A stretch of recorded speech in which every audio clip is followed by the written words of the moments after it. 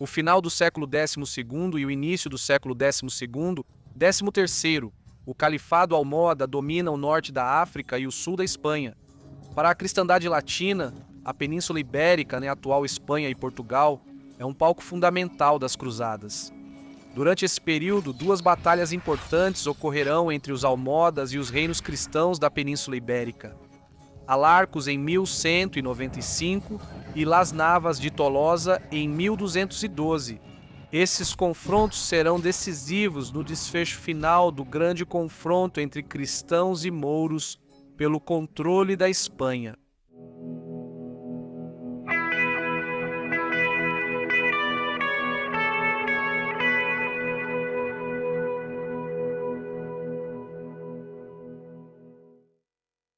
Em 1195, o poderoso Califado Almóda controlava toda a África do Norte muçulmana e Al-Andalus.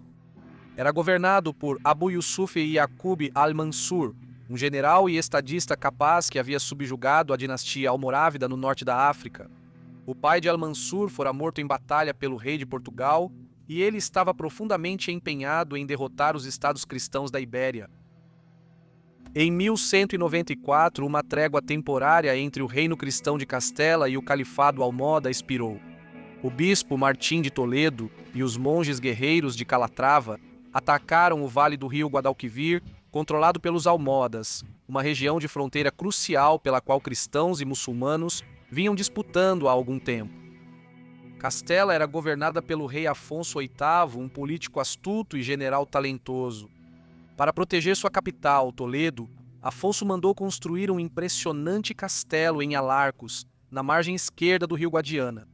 Quando recebeu a notícia de que Almansor planejava invadir Castela, Afonso reuniu seu exército em Alarcos, pronto para defender a fronteira sul de Castela. Após desembarcar em Tarifa em junho de 1195, Almansor proclamou a renovação da Guerra Santa e então avançou para Córdoba. Ele marchou para o norte pelo Puerto de Moradal e então capturou o Castelo de Calatrava, sede da Ordem Militar de Calatrava. Em antecipação à chegada do califa, o rei Afonso VIII enviou pedidos de ajuda para Aragão e Leão. No entanto, ao invés de esperar por esses reforços, Afonso escolheu enfrentar o inimigo. Era 19 de julho. O califa havia reunido um exército muito grande e suas forças superavam em muito o exército castelhano. Grandes contingentes de várias tribos berberes compunham a vanguarda de Al-Mansur, enquanto um exército árabe ocupava a ala esquerda e divisões de Al-Andalus ocupavam a direita. O califa manteve suas melhores forças almohadas em reserva na retaguarda. A vanguarda de Afonso era comandada por seu vassalo e grande amigo Diego Lopes de Haro, que liderou uma carga que destruiu a vanguarda berbere. O próprio Afonso liderou outro ataque com as ordens militares, derrotando várias das principais divisões de Al-Mansur. Poucas horas após o início da batalha, os cristãos tinham vantagem mesmo em menor número, pois a maioria dos berberes já havia sido derrotada. Os cavaleiros cristãos lutaram de perto com as tropas andaluzas, que também foram derrotadas e dispersas. Porém, a cavalaria árabe flanqueou o exército de Afonso, enquanto o califa mantinha a retaguarda almohada em reserva. Quando Al-Mansur lançou seus guerreiros almohadas de elite, a cavalaria cristã já estava carregando e lutando intensamente há horas. A reserva almohada estava descansada e, junto com os contingentes árabes restantes, envolveu o exército castelhano. Os cavaleiros cristãos exaustos foram simplesmente subjugados. Alfonso, ele mesmo avançou para o centro da batalha, tentando reunir seus homens. O rei estava pronto para morrer em combate, mas seus próprios guarda-costas o arrastaram para fora do campo. A infantaria cristã foi destruída, as ordens militares foram aniquiladas. O exército de Alfonso recuou em desordem para Toledo. Enquanto isso, Al-Mansur ocupou Alarcos, Calatrava e outras fortalezas que protegiam o caminho para Toledo. Carregado de despojos, Al-Mansur retirou-se triunfante para Sevilha. Após sua derrota em Alarcos, o rei Afonso VIII de Castela retornou a Toledo, onde se encontrou com o rei de Leão, Alfonso IX, que havia chegado tarde demais para participar da cruzada. Antigas disputas territoriais reacenderam, e os dois discutiram amargamente. O rei de Leão exigiu que Castela entregasse certas fortalezas de fronteira. E quando Alfonso VIII recusou, Alfonso IX voltou para Leão, onde firmou uma aliança com os almodas e passou a devastar as posses castelhanas na Tierra de Campos, os almodas. O califa Almansor, feliz em explorar a desunião cristã, enviou tropas ao rei de Leão e depois devastou as posses castelhanas no Vale do Tejo, capturando Trujillo, Plasência e outros castelos. Mas o califa estava mais interessado, nesse momento, em subjugar a Maiorca muçulmana, e por isso concluiu uma trégua com Alfonso VIII em 1197. Esse foi um alívio bem-vindo para os castelhanos. O Papa Celestino III queria que os reinos cristãos da Ibéria se unissem novamente diante dos almodas e excomungou o rei de Leão em 1196. Por causa de seus ataques contínuos a Castela, os castelhanos e os leoneses resolveram suas diferenças com uma aliança matrimonial. Alfonso VIII de Castela deu sua filha Berenguela em casamento a Alfonso IX de Leão em 1197. Com Berenguela, agora rainha de Leão, os dois reinos pareciam prontos para a unificação. No entanto, o novo Papa, Inocêncio III, se opôs ao fato de Berenguela e Alfonso IX de Leão, como primos de segundo grau, serem parentes muito próximos de acordo com a lei da Igreja, e exigiu que eles se separassem.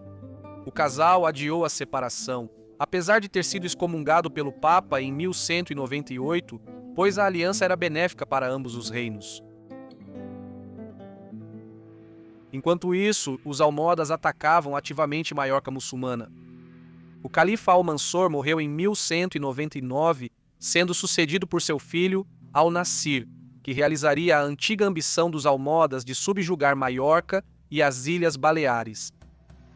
Berenguela e Afonso IX de Leão finalmente se separaram em 1204 e, embora isso tenha causado um aumento das desavenças entre Leão e Castela, em 1209 os dois reinos já estavam em paz novamente. Assim, toda a Espanha cristã estava mais uma vez em harmonia. Em 1210, a trégua entre Castela e os almodas expirou. O rei Afonso VIII tomou a cruz em uma cerimônia solene com seu filho e herdeiro, o príncipe Fernando. Fernando declarou que seus primeiros frutos da cavalaria seriam dedicados à cruzada contra os mouros. O rei e o príncipe não perderam tempo. Em maio de 1211, eles marcharam para o sul, entrando em território almoda e saqueando Múrcia. Enquanto isso, dois magnatas castelhanos, Alfonso Teles e Rodrigo Rodrigues, com uma força vinda de Toledo, sitiaram e capturaram a Torre de Guadaleras, anteriormente perdida após a Batalha de Alarcos. O Papa Inocêncio III elogiou os castelhanos por sua valentia e advertiu que qualquer governante cristão que ousasse atacar Castela enfrentaria a excomunhão. Al-Nasir, o califa almohada, respondeu aos ataques de Castela. Naquele mesmo mês, ele atravessou o Estreito de Gibraltar e reuniu seu exército em Sevilha. Ele anunciou sua intenção de fazer guerra ao rei de Castela, a quem declarou ser o mais próximo e o mais forte dos príncipes cristãos. Marchando pelo Puerto de Moradal no início de julho, o califa sitiou Salvatierra, que protegia a estrada para Toledo. Salvatierra era a sede da Ordem de Calatrava desde a perda da própria Calatrava em 1195. Os monges guerreiros ofereceram uma defesa valente contra o califa, mas logo foram forçados a negociar. O califa permitiu que eles partissem em troca da rendição do castelo. O califa proclamou que havia cortado a mão direita do rei de Castela. Satisfeito, ele concluiu sua campanha naquela temporada e retornou ao sul para Sevilha. O rei Afonso sabia que o califa planejava uma grande invasão a Castela na próxima temporada e queria estar pronto. Ele reuniu seu conselho de guerra, incluindo o arcebispo Rodrigo de Toledo, seu amigo próximo e vassalo de mais alta patente, Diego Lopes de Haro, e seu filho, o príncipe Fernando. O conselho concordou em lançar uma grande campanha contra os almohadas em 1212. Afonso instruiu seus vassalos a reunir seus homens em Toledo. No domingo da Santíssima Trindade seguinte, quando o rei se preparava para a campanha do ano seguinte, a tragédia aconteceu. O príncipe Fernando estava retornando pelas montanhas da Serra de São Vicente após uma incursão contra os muçulmanos quando adoeceu. Em 14 de outubro, o príncipe morreu em Madrid. o rei Afonso ficou devastado. O reino entrou em profundo luto. A rainha Leonor estava inconsolável de tanta dor. O príncipe Fernando foi sepultado no Mosteiro Real, perto de Burgos. O arcebispo de Toledo conduziu a missa fúnebre e a princesa Berenguela atuou como representante real, oferecendo a hospitalidade de sua família a todos os enlutados. O arcebispo comentou posteriormente sobre a postura da princesa durante essa ocasião difícil.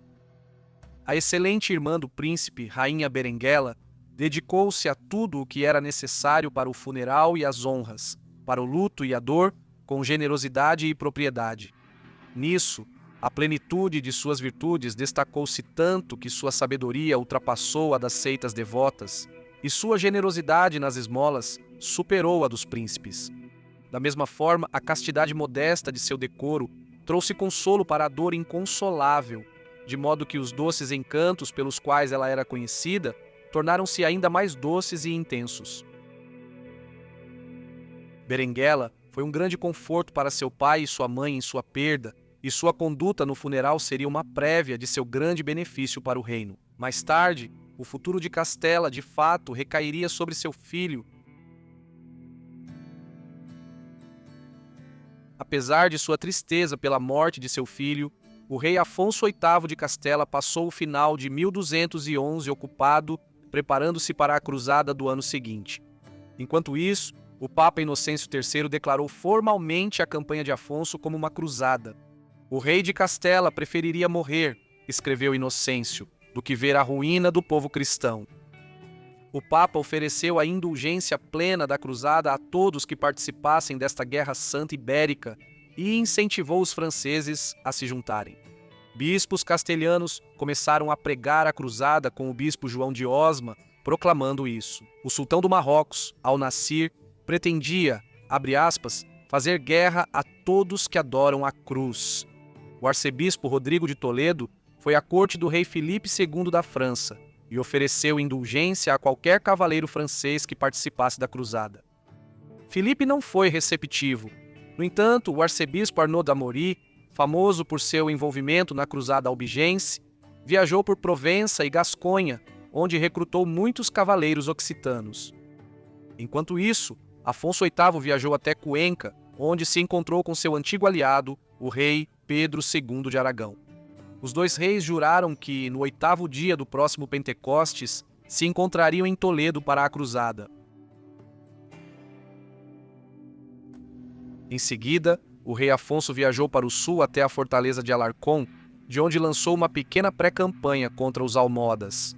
Com um pequeno contingente de tropas e seus próprios cavaleiros da Casa Real, Afonso atacou uma série de posições de fronteira almohadas no rio Júcar, capturando 3 castelos do califa. Com esse triunfo inicial em mãos, o rei retirou-se para Alarcón até 29 de novembro. No ano seguinte, o Papa Inocêncio III passou abril apoiando a cruzada de Afonso e convocando todos os cavaleiros cristãos da Espanha a se unirem a ele. E, cito, unir-se contra os inimigos da cruz do Senhor. Em particular, o Papa estava preocupado com o rei Afonso IX de Leão, que frequentemente causava divisões entre as potências cristãs ibéricas no passado.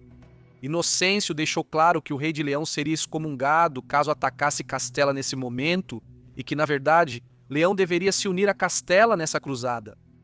Afonso IX de Leão recusou-se a participar da cruzada, a menos que Afonso VIII de Castela entregasse certos castelos disputados, mas o rei de Castela não aceitou esse pedido. Com a aproximação do verão, a nobreza de Castela se preparava ativamente para a campanha que estava por vir. Em 16 de maio, em Roma, o povo e o clero fizeram uma procissão até a Basílica de Latrão, onde cantaram hinos e rezaram pedindo a ajuda de Deus aos cristãos da Espanha em sua guerra santa contra os mouros. Além disso, por toda a França, ladainhas eram oferecidas pelo rei Afonso VIII e seus cavaleiros para que fossem vitoriosos. A crônica latina dos reis de Castela descreve esse período como, abre aspas, o início de toda alegria. Os castelhanos, antes entristecidos pela morte do príncipe Fernando, agora desejavam guerrear contra o califa Al-Nassir. Cristo transformou o medo em ousadia nos corações dos homens, o desespero na mais alta confiança.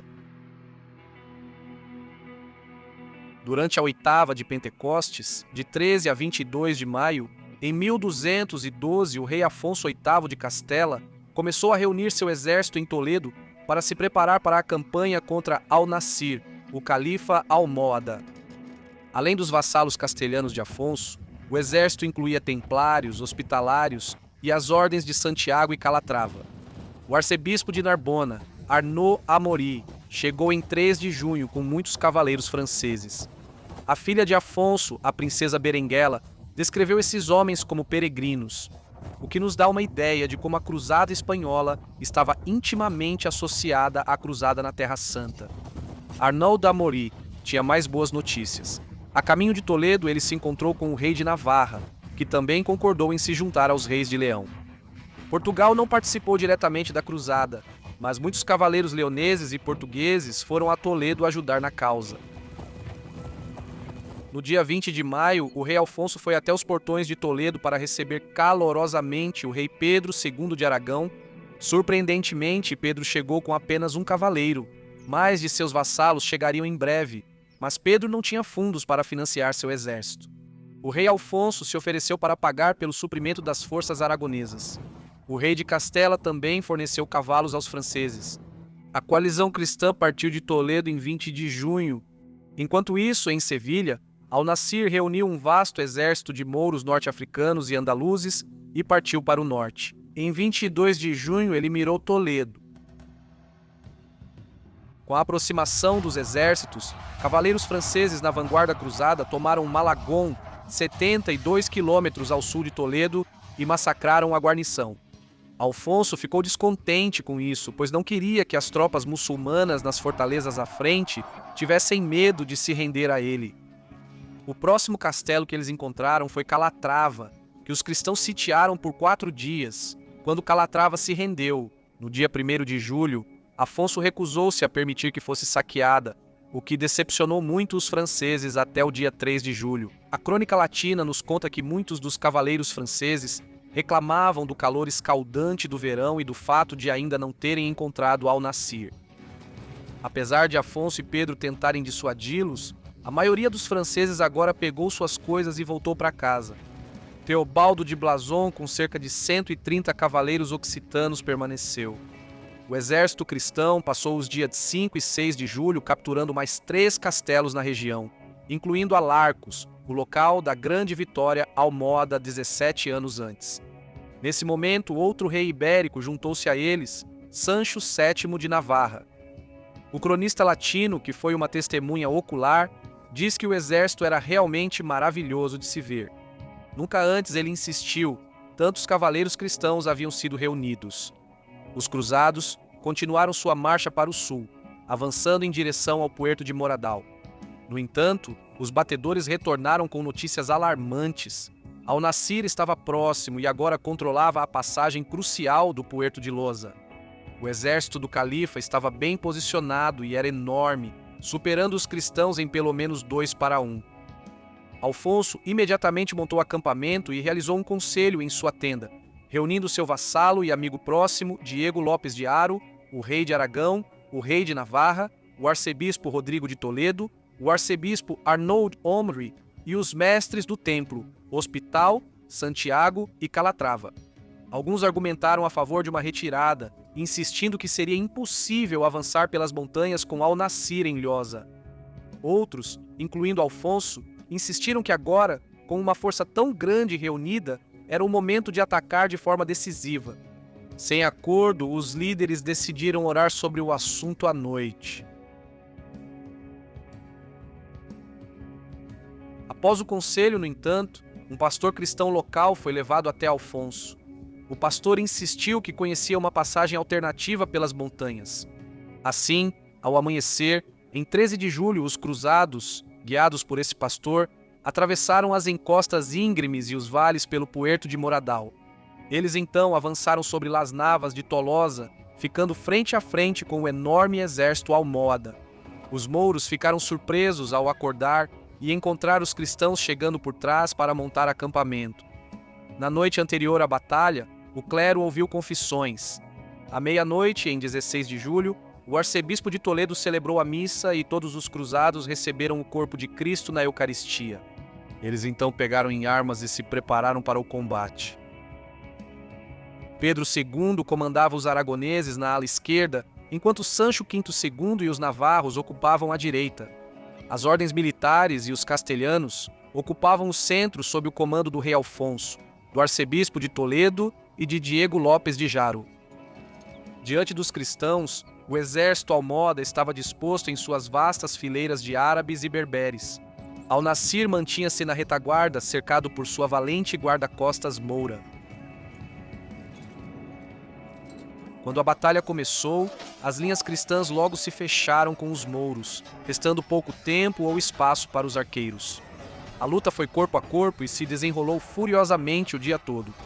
Os templários e os cavaleiros de Calatrava formavam as linhas de frente e estavam sob forte pressão. Por um tempo, parecia que os cristãos seriam dominados pela superioridade numérica dos muçulmanos. No entanto, os aragoneses e os navarros realizaram uma manobra de pinça, que lançou as fileiras almohadas em desordem, permitindo que o rei Afonso e o arcebispo de Toledo executassem uma carga profunda e penetrante com os cavaleiros castelhanos. Esse foi o momento decisivo. As linhas almohadas colapsaram, os cavaleiros cristãos dizimaram o inimigo e as tropas de Al-Nassir se dispersaram em confusão. O rei de Navarra e seus cavaleiros avançaram até a tenda de Al-Nassir, rompendo a guarda pessoal dele, embora o califa tenha conseguido escapar por pouco com vida. A vitória dos cruzados foi absoluta. Milhares de soldados mouros jaziam mortos no campo. Os reis cristãos tomaram posse do acampamento do califa, enquanto o próprio califa fugiu de volta para Sevilha. A tapeçaria sobre a tenda do califa foi enviada como prêmio de guerra para o mosteiro de Las Huelgas, onde ainda pode ser vista até hoje. O rei Afonso enviou a tenda e o estandarte do califa ao Papa Inocêncio, em Roma, junto com um anúncio triunfante da vitória. O Papa Inocêncio III ficou exultante. A notícia do triunfo se espalhou por toda a Europa, gerando muitos elogios e agradecimentos a Deus. A filha de Afonso, Berenguela, enviou notícias da vitória para sua irmã, Branca, esposa do príncipe Luís da França.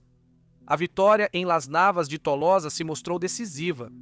A ameaça almohada aos reinos cristãos foi encerrada. A partir de agora, os estados muçulmanos de Al-Ândalus ficariam na defensiva.